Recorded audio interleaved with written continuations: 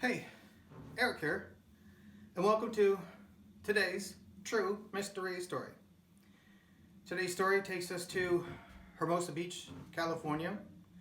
The story is about a 27-year-old woman named Linda Sobek. She is a model and an actress living in Hermosa Beach. And not only that, she's also a cheerleader for the Los Angeles Rams football team. Now, back in November 16th of 1995, she had a photo shoot to go on, and then also in addition to be on the television show Married with Children.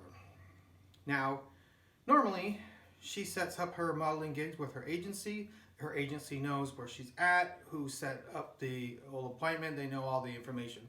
But this particular photo shoot that she had set up was actually a private job, and so the agency didn't know anything about where she was going or who she was with. And even though Linda had called her mom and said, hey, listen, I'm going out on this photo shoot and this audition, she didn't give her mom any details as to where she was going or who she was going with. And unfortunately, this was the last time when she called her mom to tell her this situation. That was the last time that anybody ever heard from Linda Sobek again. Fast forward a couple of days, and in Angeles National Forest, a worker there is going through some trash bins and finds a bunch of photos inside a trash bin and checks out the photos, and they're all professionally done. And so the worker takes the photos and brings them home. Well, a couple days later, the worker is at home watching news. Coverage comes on of this missing woman, and the worker realizes that the missing woman on the television is the same woman on the pictures he found from the park. So he calls the police and says, hey, I have these photos. So the police go and they pick up the photos. And they check out the photos, and there's also something mixed in with the photos. So what happens is, the next day, a photographer named Charles Ruthven, he calls police and he says, hey, the missing woman, I was with her the day she disappeared. I was with her in the morning. I had a meeting with her at a Denny's. We went over some photos that I had taken of her. We had this meeting, and that was it. I left her there, and that was the last I saw her. So the police go and check it out. They go to the Denny's, and there they find Linda's car inside the parking lot. The police find this a little bit strange because a couple of years earlier, a young woman, a 20-year-old woman by the name of Kimberly Pendeos, she had gone missing in the same area. And so police were a little suspicious about what was going on here. And so they look into this photographer that called and said that he had a meeting with her. And it turns out that the photos that were found in the rubbish bin at the park it contained a receipt for the rental of a Lexus SUV, and the receipt was in the name of the photographer. When the police asked him about it, he said, well, when I was showing her the photos, when we were looking at photos at the Denny's, I must have had them mixed up, and she ended up taking the receipt with the photos, and she must have thrown the photos away.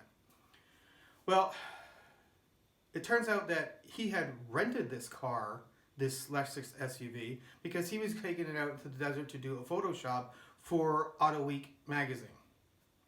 It turns out that Charles had returned the vehicle, and even though it had been thoroughly cleaned, there was still a few clues that the police had found inside. Number one was some blood splatter in the back seat and also some saliva. And so after some intense interrogation with Charles Ruthven, he ends up changing his story, and he said yes, he ended up doing a photo shoot with Linda in the desert that day with the Lexus SUV. He said that they were doing the photo shoot. He had wanted her to take some pictures with the car, and he wanted her to drive the car around a circle so he could take some photos.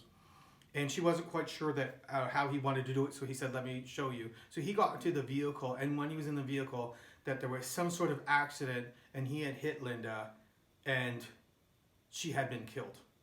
So he panicked that she had been killed with this accident.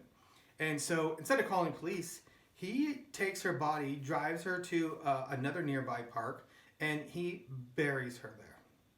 So the police investigating this story of his, they end up checking the Lexus SUV, and they find that there is no damage whatsoever to this vehicle that is consistent with this guy's story.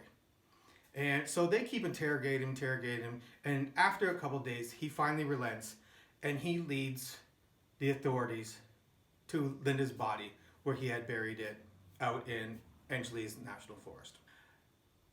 When they get the body, they do the autopsy, and the autopsy reveals that the cause of death was not consistent with an auto accident, that the cause of death was asphyxiation. And there were signs of a struggle, there were signs that she had been bound and assaulted, and that her body was washed and her clothes were changed. Like even her makeup was removed and her clothes were changed.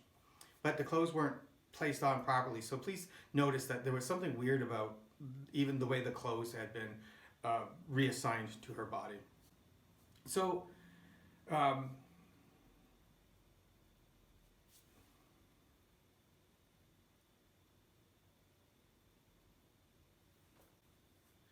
with further investigation into Charles Rothman, police discovered that several years earlier, back in Columbus, Ohio, Charles had been charged with assaulting a coworker. And it went to court, and he ended up getting acquitted because he claimed that the assault was actually consensual, and he got away with it. And police were like, well, this is suspicious. So they look into him even more. They go to his house to check out his house, and while they're at his house, they find over 200 guns in his house. That seems a little overkill to me, 200. Well, he's then arrested, and he is charged with the murder of Linda Sobek. At this point, he continued to profess that it was just an accident. He just kept saying, nope, it was an accident, and that the sex was consensual, and he's just denying everything. He said it was an accident. So he then says to the authorities, listen, I have some pictures that I can show you that will exonerate me. I'll show you, I can prove to you that this was all consensual. So his brother brings photos to the police. And in these photos, there was a couple rolls of film, and a couple rolls of film had pictures of Linda during the photo shoot, but one roll of film was just like majorly destroyed. It had been double exposed, it had some water damage, it was really in rough shape, unlike the other rolls of film. And so the FBI then investigates these photos, and under investigation, they realize that not only is the vehicle not the vehicle in question, not this Lexus SUV, but it's a completely different vehicle. And not only that, the woman inside is not even Linda Sobek. It's a completely different woman.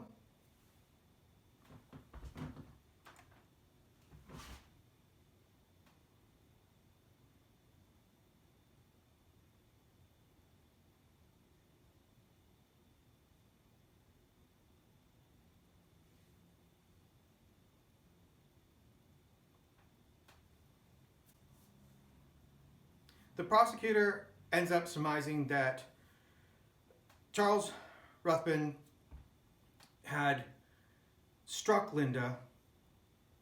He had bound her, then he assaulted her, and then he strangled her. It turns out that he was convicted of murder and given 15 years to life. The other model body had been found not far away. It was later discovered that she also had met a photographer at the Denny's the day that she went missing. And her body was found just a few miles from where Linda's body had been buried.